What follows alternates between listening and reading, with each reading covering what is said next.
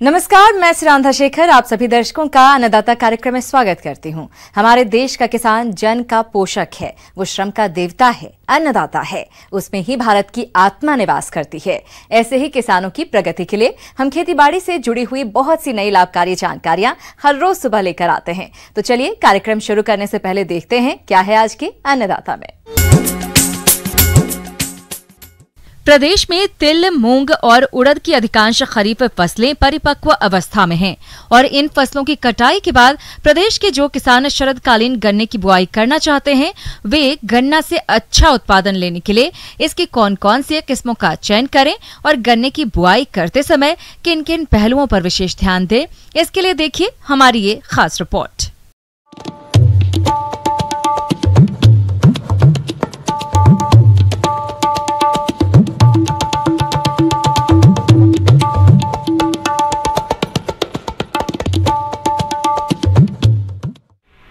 आज मैं आपके साथ कुछ फसलों के बारे में आपसे बात करूंगा, आपको जानकारी दूंगा, जिसमें कि मेरा पहला फसल है शुगर केन।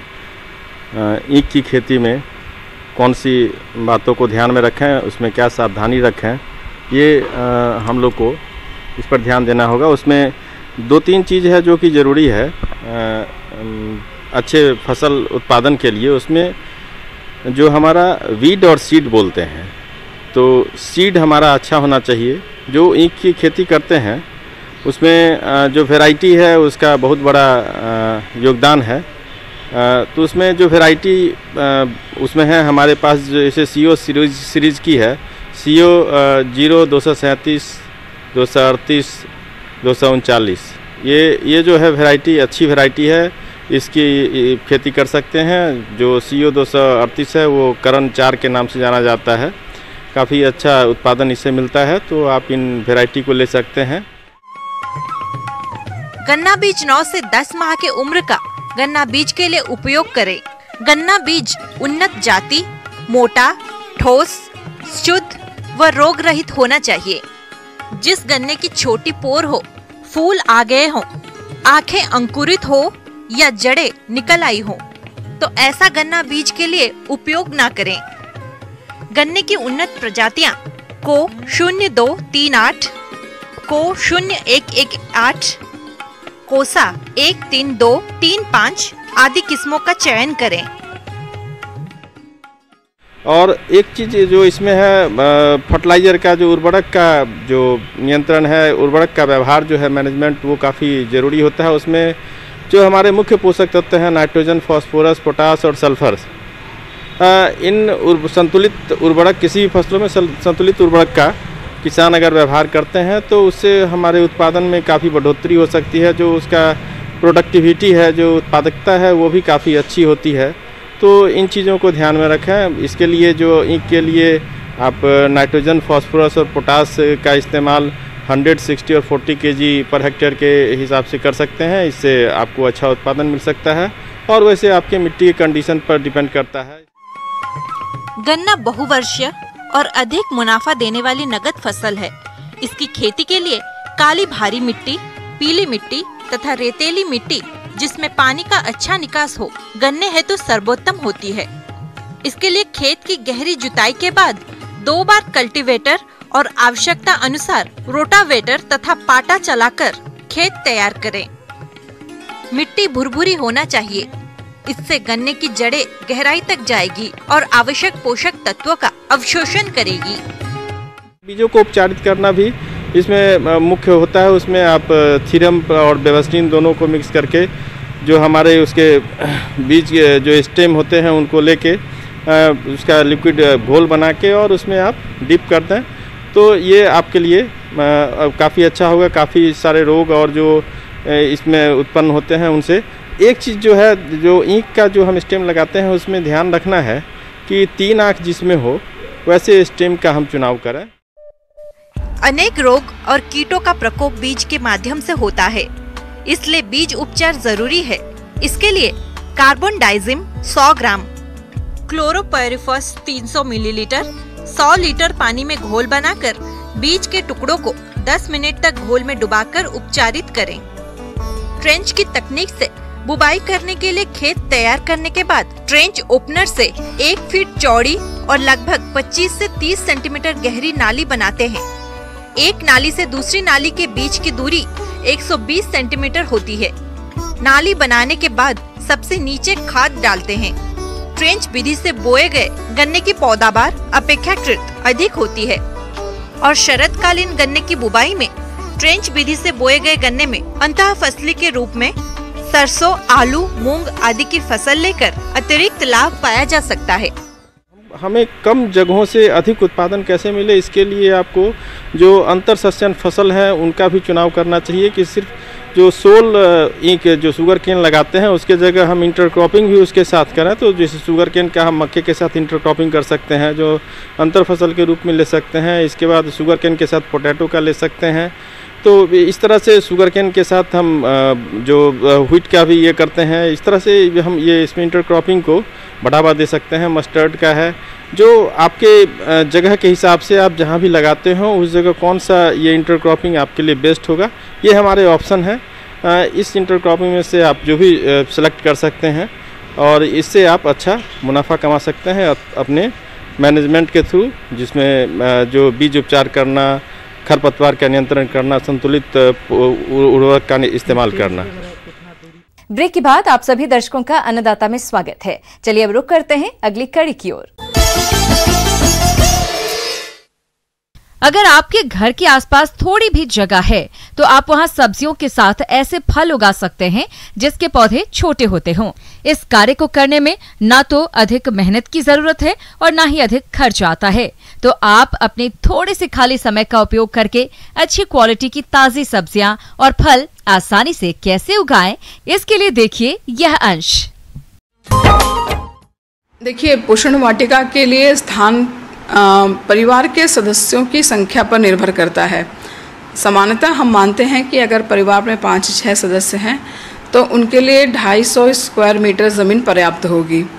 लेकिन अगर किसी के घर के आसपास इतनी ज़मीन उपलब्ध नहीं है तो भी उनके पास जो भी ज़मीन उपलब्ध है उसमें वो आवश्यकता अनुसार सब्जियों की खेती आराम से कर सकते हैं। तो मैं ये कहना चाहूँगी कि जैसे कि अभी हमारा मुख्य बिंदु जो है वो ग्रामीण क्षेत्रों पर ही रहेगा। तो जो ग्रामीण महिलाएं होती हैं खासकर, वो अपने घर के आसपास खाली ज़मीन की अच्छे से साफ़ सफाई करने के पश्चात उसमें मौसम के अनुसार जो उपलब्ध सब्जियों के बीज और पौधे हैं वो लगा सकती हैं। तो इस टाइम में जैसे कोहड़ा हो गया, लौकी हो गई, भिंडी हो गई, नेनुआ हो गया, सतपुतिया हो गया और काला गाजर, लाल मूली, सफ़ेद मूली, धनिया की पत्तियाँ, पालक भी लगा सकते हैं जो 1 महीने बाद अच्छे से तैयार हो जाएगी। तो इन सभी सब्जियों का हम अपने गृह वाटिका में स्थान दे सकते हैं। जो जड़ वाली सब्जियां होती हैं उनको हम मेड़ों पे लगाएंगे और जो फैलने वाली सब्जियां होती हैं उनको हम क्यारियों में लगाएंगे। और जो बीज में दूरी होगी, बीज से बीज की दूरी, उसका भी हम अच्छे से ध्यान रखेंगे। जैसे लौकी, कोहड़ा ये सब लगाते हैं तो इसमें बीज से बीज की दूरी ज़्यादा होती है, 60 सेंटीमीटर तक होती है। और जैसे भिंडी लगाते हैं तो उसमें 50 सेंटीमीटर तक होती है। तो ये ध्यान में हम रखेंगे। छत के ऊपर बेंच या तिपाई के सहारे बागवानी का छत पर भार कम पड़े, इसके लिए सीमेंट एवं मिट्टी के मिश्रण का सुविधानुसार लंबाई एवं गहराई का बैच या तिपाई निर्माण करते हैं। उसमें फल एवं सब्जियां उगाने के लिए 2 भाग दोमट मिट्टी, 1 भाग बलुई मिट्टी तथा 1 भाग कंपोस्ट मिलाकर बैच एवं तिपाई को भरते हैं एवं उसमें सिंचाई के लिए 1 इंच नाली की जगह छोड़ते हैं। कंटेनर और गमलों में लगे पौधों का देखरेख करना नितांत आवश्यक है। पौधों की सिंचाई मौसम, पौधे का प्रकार एवं आकार तथा कंटेनरों के आकार पर निर्भर करता है। गर्मी में पौधों को पानी की नितांत आवश्यकता होती है। गर्मी के मौसम में दिन में 2 बार पौधों को सिंचाई करना चाहिए। आवश्यकता से अधिक पानी भी पौधों को नुकसान पहुंचा सकता है, इसलिए सिंचाई में संतुलन बनाए रखना चाहिए। सिंचाई ऊपर की 1 इंच की मिट्टी खरोच कर देना चाहिए। यदि मिट्टी नम है तो सिंचाई की आवश्यकता नहीं है, यदि सूखी है तो सिंचाई की आवश्यकता है। इस मौसम में कुछ फलों के पौधों पर भी विशेष ध्यान देना चाहिए, क्योंकि बारिश का मौसम है और हम कोई भी फल के पौधे लगाते हैं तो वो आसानी से जड़ जमा लेते हैं। अब हम ये ध्यान में रखेंगे कि पोषण वाटिका में किस प्रकार के पौधे लगाने चाहिए। देखिए, जैसे कि पोषण वाटिका में हम सबसे पहले नींबू को स्थान देते हैं। नींबू एक ही बहुत पौष्टिक फल है। ये हमारे स्वास्थ्य में जो विटामिन सी की कमी हो रही है, इसको भली भांति इसकी आपूर्ति कर सकता है। तो नींबू को ज़रूर स्थान देना चाहिए। नींबू के बाद हम करौंदा, पपीता, आम में आम्रपाली जो वैरायटी है वो बहुत अच्छी होती है, ज़्यादा ऊंची नहीं होती है और इसको लगाया जा सकता है। 3-4 वर्षों में ही इसमें फलत आने लगती है और ये खाने में भी काफ़ी स्वादिष्ट होता है। अब हम इसमें कटहल के पौधों को भी स्थान दे सकते हैं। इसमें हमें दिशा का बहुत ध्यान रखना पड़ता है। हमें ज़्यादातर पौधे उत्तर और पश्चिम दिशा की तरफ लगाने चाहिए, क्योंकि पौधे लंबे समय तक चलते हैं और वो बड़े होते हैं। तो जब महिलाएं अपने घर के आसपास इस खेती को करेंगी तो उनको कीटनाशक मुक्त सब्जियां मिलेंगी। अगर कीटों का प्रकोप हो रहा हो तो उस पर नीम के तेल का छिड़काव कर देंगी तो इस प्रकोप से बचा जा सकता है। महिलाएं अपने घर के पास जब सब्जियां उगाती हैं तो जब भी उन्हें आवश्यकता होती है वो जाके उसे तोड़ के ला सकती हैं और उसका उपयोग भी कर सकती हैं। और बच्चों को भी इसमें ज़रूर सम्मिलित करना चाहिए, क्योंकि कृषि कार्य करने से बच्चों में एक आत्मविश्वास आता है कि वो, और उनको शौक होता है कि हमने ये पौधा लगाया है, इससे हमने ये सब्जी तोड़ी है। ब्रेक के बाद एक बार फिर से आप सभी दर्शकों का अन्नदाता कार्यक्रम में बहुत बहुत स्वागत है। बढ़ते हैं अगली प्रस्तुति की ओर। मौसम के अनुसार प्रबंधनों पर ही टिकी है आपकी खेतीबाड़ी, इसलिए मौसम पूर्वानुमान और उस पर आधारित साप्ताहिक कृषि सलाह इस प्रकार है।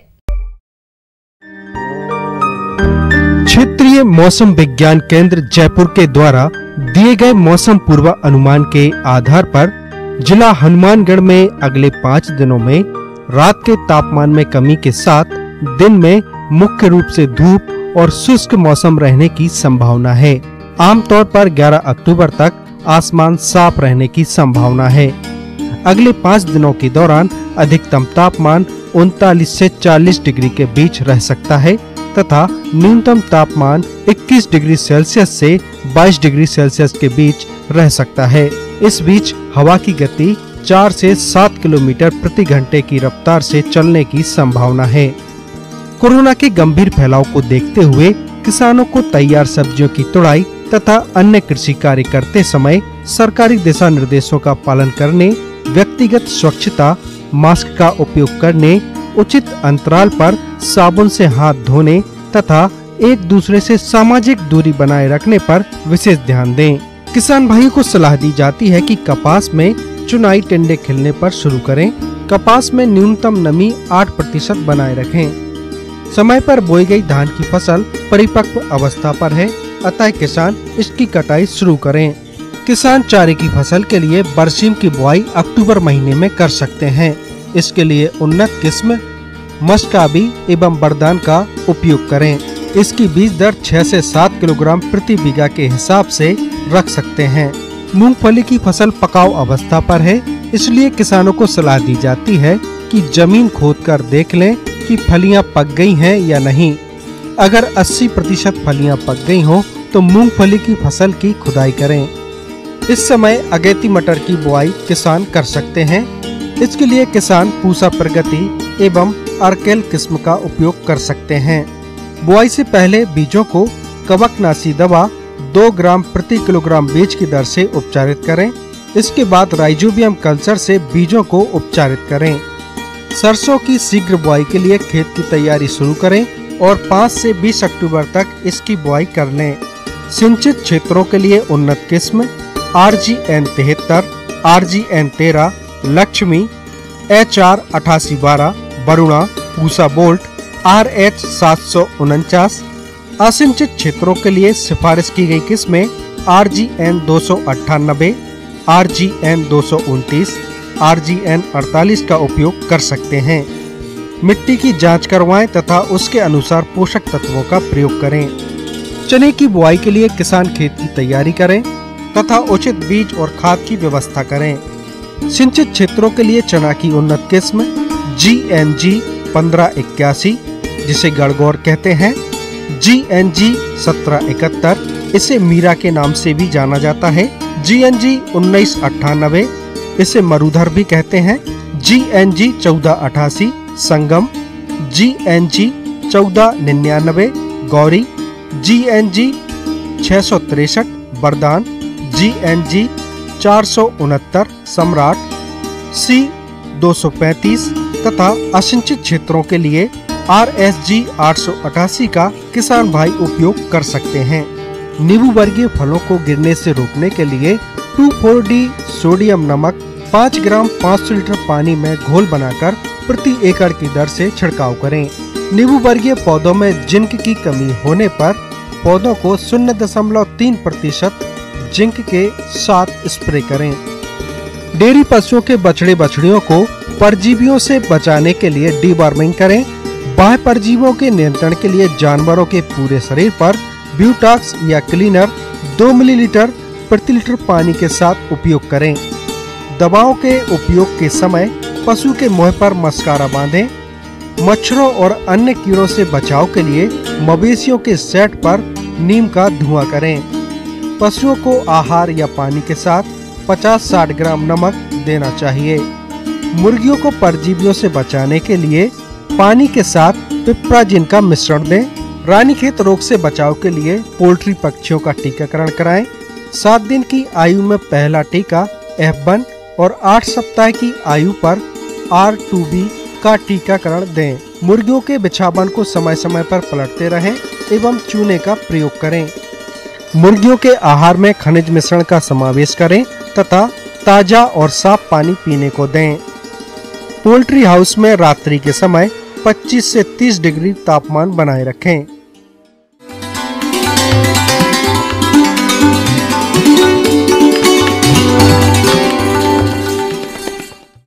अन्नदाता हेल्पलाइन निःशुल्क फोन संपर्क सेवा के माध्यम से आपके द्वारा पूछे गए प्रश्नों में से 1 या 2 महत्वपूर्ण प्रश्न को हम अपने कार्यक्रम में शामिल करते हैं। इसी के तहत आज का चयनित प्रश्न और उसका जवाब इस प्रकार है। आज के अन्नदाता हेल्पलाइन में जिस प्रश्न को कार्यक्रम में शामिल किया गया है उसे पूछा है गांव मुंसारी जिला हनुमानगढ़ के किसान विपुल कुमार ने। आप बाजरा फसल की कटाई, मढ़ाई और भंडारण के बारे में जानकारी चाहते हैं, तो विपुल कुमार जी आपकी जानकारी के लिए प्रस्तुत है कार्यक्रम का यह अंश। किसान भाइयों, इस समय हमें सभी अपने यहाँ लगभग बाजरे की कटाई, फसल की कटाई हो रही है जी। तो सभी किसान भाइयों से निवेदन है कि इस समय बरसात का मौसम भी बहुत अच्छा चल रहा है, तो अपनी फसल को परिपक्व अवस्था पे ही काटें और मौसम थोड़ा साफ होने के बाद में ही उसकी कटाई करें। अक्सर देखने में आता है किसान भाई कड़ी मेहनत करके फसलें उगाते हैं, पर जब समय आता है फसल कटाई का तो जल्दबाजी कर देते हैं, जिसके कारण उनको उत्पाद का अच्छा लाभ नहीं मिल पाता। यदि किसान थोड़ी सी जागरूकता लाएं और फसल की परिपक्वता की सही पहचान करके कटाई करें तो लाभ अधिक मिलेगा। और पकने के बाद में फसल है जो गहरे गोल्डन रंग की हो जाएगी बाजरे की भी, और उसको सिट्टा है जो भी अच्छी तरह से भराव आ जाएगा उसमें, तो उसके भरने की सिट्टा भर अच्छी तरह भगाओ, उसकी जो गोल्डन कलर का हो जाए उसका जो पेड़ है जो, उसके बाद में उसकी कटाई करें। यानी कच्चे को काटने से नहीं उसमें दाने भी परिपक्व मिलेंगे और किसान को उसका उचित मूल्य भी नहीं मिलेगा और प्रोडक्शन भी उसका कम होगा, क्योंकि जब कच्ची फसल को काटेंगे तो प्रोडक्शन उसका निश्चित रूप से कम होगा। यदि बरसात कटी हुई फसल पे यदि बारिश आएगी तो वो चारा भी खराब होगा और अनाज है उसका भी क्वालिटी भी उसकी खराब होगी। तो किसान भाई अपनी काटी हुई फसल को खेतों में या खलिहान में जहाँ रखें उसको ढक के रखें और जहाँ जो कड़बी काट दी है तो उसको भी बांध करके और खड़ी करें, क्योंकि नीचे पड़ी हुई वो खराब गल जाएगी, खराब हो जाएगी, चारा भी अच्छा नहीं मिल पाएगा। तो अपनी फसल के जब भी कटाई करें तो मौसम साफ होने पर ही करें। तो पकी हुई फसल जब थोड़ा मौसम साफ हो जाए तभी काटें और काटने के उपरांत उसका सही उचित भंडारण करें, जिससे उसका मूल्य भी उचित अच्छा मिले किसानों को। दानों को हल्की धूप में सुखाते हैं, इसके बाद दानों का छोटे बड़े आकार के हिसाब से ग्रेडिंग करना चाहिए। बाजरा के दानों को जिस बोरे में भरकर रखने हो, उस बोरे को पहले से ही 1% मैलाथियन के घोल में 10 मिनट भिगोकर अच्छी तरह से सुखाएं। तेज धूप में 5 से 6 घंटे सुखाने पर कीड़ों का प्रकोप बहुत कम हो जाता है। अनाज का भंडारण करने के लिए दानों में 10 से 12% से अधिक नमी नहीं रहनी चाहिए। भंडार गृह में छत, फर्श, खिड़कियां एवं दरवाजे प्रमुख होते हैं। फर्श में कहीं पर भी दरारें हों तो उन्हें सीमेंट से भर देना चाहिए। भंडारण के 10 दिन पूर्व कमरे में 0.5% मैलाथियन का घोल बनाकर गोदाम में छिड़काव करना चाहिए। इसके बाद अनाज से भरे बोरों को फर्श पर सीधे न रखें। पहले कोई लकड़ी के फट्टे से इस प्रकार रखें कि थोड़ी लकड़ी बाहर की तरफ निकली रहे। बोरों को दीवार से 1 से 1.5 फीट दूर रखें और जब बाजरे का बाजार भाव अच्छा मिले तब बेचना चाहिए। तो मेरे सभी किसान भाइयों को निवेदन है कि वो सभी अपनी फसल को पकने के उपरांत की कटाई करें और उचित भंडारण करें। आइए अब एक नजर डालते हैं राज्य की कुछ चुनी हुई मंडियों के प्रमुख फसलों के बाजार भाव पर।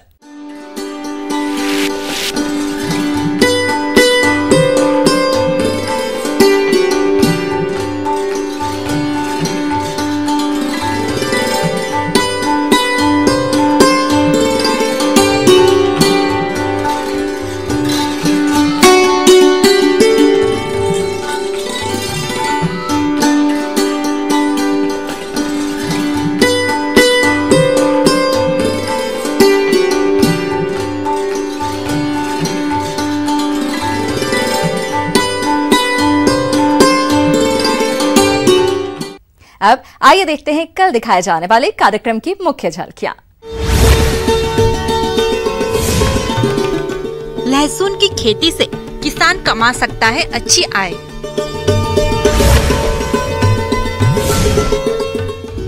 अधिक उत्पादन के लिए भिंडी की फसल में जरूरी कार्य।